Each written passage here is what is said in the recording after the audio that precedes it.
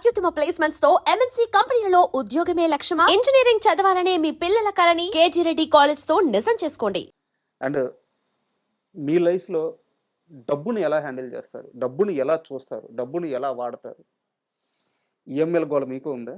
లేదండి. అదొక్కటే లేదు నాకు. నేను ఎప్పుడు ఏది కొన్నా ఈఎంఐలకి సంబంధించి ఉండకూడదని అనుకుంటా. హ్మ్. ఒక ఒక కార్ కొనాలంటే మొత్తం పెట్టి కొనేస్తే బావుండని చూస్తా. Which is actually financially wrong ఇది. హ్మ్. ఈ మధ్య ఇన్‌స్టా రీల్స్‌లో వాటిలో కొంత ఎడ్యుకేట్ అవుతున్నాను చూస్తూ. ఇన్‌స్టాల్‌మెంట్‌లో తీసుకుంటే వచ్చే బెనిఫిట్ ఇప్పుడు 10,00,000 పెట్టి ఒక కారు ఒకేసారి కొనేసే కన్నా ఒక రూ. 1,00,000 డౌన్ పేమెంట్ పెట్టి ఇది ఇన్‌స్టాల్‌మెంట్ కడుతూ ఆ మిగిలిన 9,00,000 నా దగ్గర ఉన్నాయనుకోండి.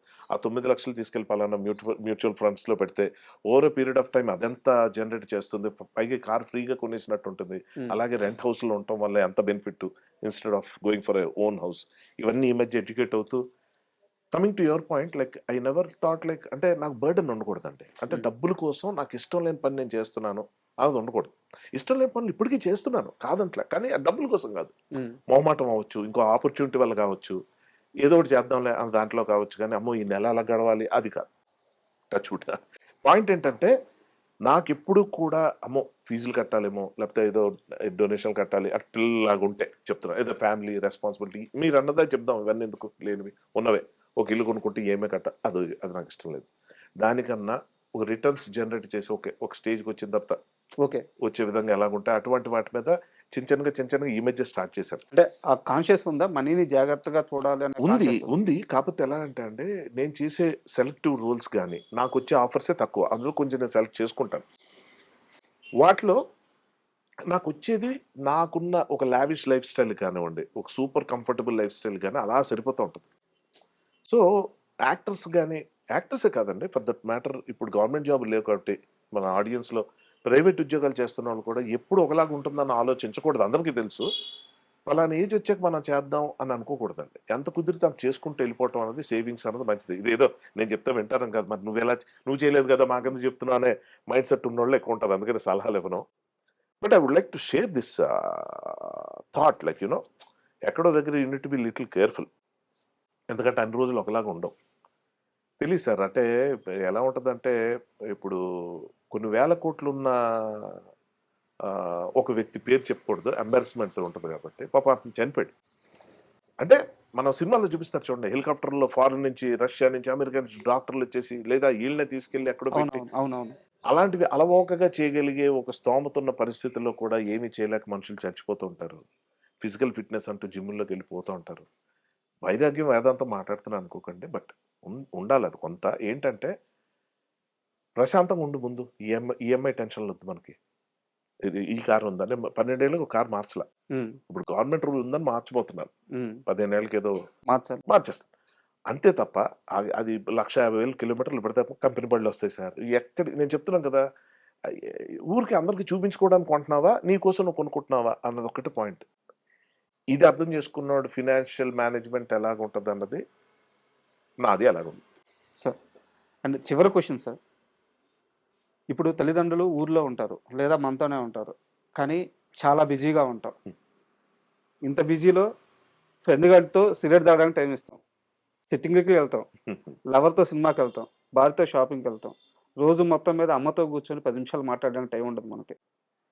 సో, అమ్మతో అమ్మ విలువ తెలియకుండా, నాన్న విలువ తెలియకుండా అంటే వాళ్ళకి ప్రేమ లేదని కాదు.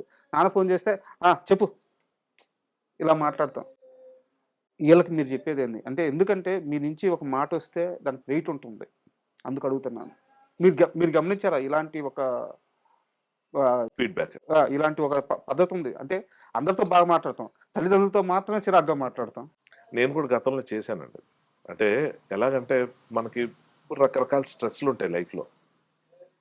ప్రొఫెషనల్‌గా నేను మాట్లాడుతున్న కాలేజ్ డేస్‌లో నేను బిహేవ్ చేసిన తీరు. అప్పుడు నా ఎడ్యుకేషన్ బాగా డిస్టర్బ్ అయిపోయి లైక్ ఎ ఎందుకు అది మనం సిల్లీగా చూస్తామా, సీరియస్‌గా చూస్తామా అప్పుడు ఒక లవ్ అఫేర్ రిలేషన్‌షిప్ వాటెవర్. అయన్నీ ఇప్పుడు సిల్లీగా అనిపిస్తాయి గానీ అప్పుడు అవన్నీ బాగా ఓవర్ రూల్ చేస్తున్న టైంలో అందరి మీద చిరాకుండేది. నేనంటుంది ఏంటంటే మీరు అడిగిన క్వెషన్‌కి వైడ్ ఆన్సరే ఉందండి. అంటే ఎవరితోను మనం విసుగ్గా ఉండక్కర్లా. హ్మ్. కాపోతే when it comes to people who need our attention, who need hour time. ఇంట్లో కూర్చొని నేను మా అమ్మగారి గురించి ఆవిడకి టీవీ ఇచ్చాను, కంఫర్ట్స్ ఇచ్చాను. ఆవిడకి అన్నీ ఉన్నాయి. అది కాదు. నేను వెళ్ళి అర్ధరాత్రి 12 గంటలకు వెళ్ళి ఆవిడ రూమ్లోకి వెళ్ళి నేను సౌండ్ ఆవిడ ఏమాత్రం మెలకు వచ్చినా ఆవిడ చూస్తే గనక అక్కడి నుంచి గంటన్నర 2 గంటలు మాట్లాడుకున్న రోజులు ఉంటాయి. అంటే ఆవిడ నిద్ర లేపేస్తున్నా బాధ నాకు ఏమాత్రం ఉండదు. ఆవిడ కూడా ఏంటి ఈడు బుర్ర తింటున్నాడు ఏవి ఆవిడకి సంబంధం లేని టాపిక్స్ అవి కూడా ఆవిడకి నచ్చేవని మాట్లాడతాను కాదు. ఇవాళ షూటింగ్లో ఎలా అయిందమ్మా, అది ఎలాగైందమ్మా, ఇదమ్మా అదమ్మా, అక్కడ డబ్బులు వాళ్ళు ఇవ్వలేదమ్మా, వీళ్ళు ఎలా చేశారమ్మా, అది ఎలాగైంది. ఆవిడకి 80% అర్థం కాని టాపిక్స్ కూడా కొన్ని మాట్లాడతారు సార్. ఎందుకంటే ఆవిడకి మాట్లాడుతుంటే నన్ను చూడడం ఇష్టం. అంతే కదా సార్. ఇది నాకు అర్థమైన తర్వాతే నా ఆవిడ ప్రేమ నాకు అర్థమైన తర్వాత నా ప్రేమ ఏమైనా ఉంటే చూపించుకునే ప్రయత్నం చేస్తున్నా. ఇది మనకు అర్థం కావు సార్. వాళ్ళు చూపించే ప్రేమ మనకు అర్థం కాదు. నాన్న తిడుతున్నాడంటే ఆ తిట్టులో ప్రేమ ఉందన్న విషయం మనకు తెలియదు. అమ్మ తినరాని ఎంటపడుతుందంటే అందులో ఉన్న ప్రేమ మనకు అర్థం కాదు. అలాగే ఒక గర్ల్ ఫ్రెండ్ కానీ, పిల్లలు కానీ, పెద్దోళ్ళు కానీ, వృద్ధులు కానీ వాళ్ళు చూపించే ఏంట్రా అలా తయారయ్యావు అంటే అయితే లావ్ అయిపోయి ఉండొచ్చు, లేదా సన్నబడిపోయి ఉండొచ్చు. సరిగ్గా తింటలేదా, లేకపోతే ఎక్కువ తింటున్నావా, ఏదో ఒకటి అవతల వాళ్ళు తిడుతున్నారంటే అందులో లవ్ ఉందన్న విషయం మనకు అర్థమైతేనే మనం ఏం చేయగలం సార్. మనకు అర్థం కాకపోతే మన దురదృష్టం అనుకోవాలి అంతే సార్. ఏదైనా సరే. ఇప్పుడు ఫర్ ఎగ్జాంపుల్ మొన్న ఈ మధ్య యూఎస్ వెళ్ళి వచ్చాను ఒక షూటింగ్ నిమిత్తం. నెల రోజులు మా మదర్తో అసలు మాట్లాడలేకపోయాను. సేమ్ ఇక్కడ డే అక్కడ నైట్. నేను అక్కడ నైట్ ఇక్కడ డే టైం ఫోన్ చేయాలంటే అక్కడ నేను పడుకోవాలి, అలసిపోతుండేవాడిని. మా మదర్ ఫోన్ చేసే టైంకి అది నాకు నైట్, అదే డే టైం. పోనీ నేను చేద్దామంటే ఇక్కడ నైట్. ఉంటాయి ప్రాక్టికల్ ప్రాబ్లమ్స్, కానీ కాంపన్సేట్ చేసేయాలి. రోజు ఇంత మ్యాండేటరీగా మా అమ్మ ఏదో ఫీల్ అయిపోద్ది అని చెప్పి, లేకపోతే మా ఆవిడ ఫీల్ అయిపోద్ది, లేకపోతే ఇంకోటి ఫీల్ రోజు అని అందరి కోసం బతికితే మనం ఇంకా వేస్ట్ బతకడం చండాలంగా ఉంటుంది లైఫ్. నేనేమంటున్నానంటే yes you are important to me, you mean something to me అన్నది అవతల వాళ్ళకి అర్థమయ్యేలాగా నువ్వు బిహేవ్ చేయటం అనేది మన చేతిలో ఉన్న పనే. అది వీ హ్యావ్ టు డూ. అది చేయాలి. నేను నా పరిధిలో నేను చేస్తున్నా. నేను కావాలని మా మదర్ని బాగా డిస్టర్బ్ చేస్తా. నాకు ఇష్టం. ఎక్కువసేపు పడుకో, పొద్దున్న 5 గంటలు లేచి ఏం చేస్తావు అంట. అంతేలేరా పర్లేదు. అరే నీ వల్లే వాళ్ళు 7:30 లేచాను రా, మంచిదమ్మా, మంచిదే. గ్లామర్ పెరిగింది. వీ హ్యావ్ సమ్ అందరూ ఇళ్ళలో ఉండేవి ఇవన్నీ. లైక్ యూ సెడ్ లైక్ ఏం మీరు అడిగిన క్వశ్చన్లు గురువారెడ్డి గారు మొన్న ఒక ఇంటర్వ్యూలో చూశానండి, అది రీల్లో. అంత అన్ని వేల కోట్లు సంపాదించి అంత గొప్ప స్థాయిలో ఉన్న గురువారెడ్డి గారు ఐఎమ్ టాకింగ్ అబౌట్, మీకు తెలుసు కదా, తెలుసు ఆర్థోపెడిషన్, ఆర్థో సర్జన్ ఆయన. అవును. ఆయన చూడని డబ్బు కాదు, ఆయన చూడని కీర్తి కాదు, ఎంత గ్రౌండెడ్గా ఎంత సింపుల్గా ఉంటారు ఆయన. మొన్న ఓ భావోద్వేగానికి గురై చెప్పేది అంటే నష్టం వచ్చిన తర్వాత చేతులు కాలేక ఆకులు పట్టుకుంటాం చూడండి, నిత్య నూరు కొట్టుకుంటాం. అది డబ్బులు కానివ్వండి, రిలేషన్షిప్స్ కానివ్వండి, ఏజ్ కానివ్వండి, ఆరోగ్యం కానివ్వండి. అరే అది ఆ ఫుడ్ హ్యాబిట్స్ అలా పెట్టుకోకపోతే ఈరోజు డయాబెటీస్ వచ్చేది కాదు, ఈరోజు ఇది వచ్చేది కదా, బాధపడి మనిషి ప్రతి ఒక్కడు ఉంటాడు. కానీ నేనేమంటానంటే అవన్నీ ముందు ఊహించేసుకొని జాగ్రత్తగా ఉండడం బెటర్ కదా అని నేను కూడా చాలా చేతులు కాల్చుకున్నాక, ఫినాన్షియల్గా కానీ ఎమోషనల్గా కానీ.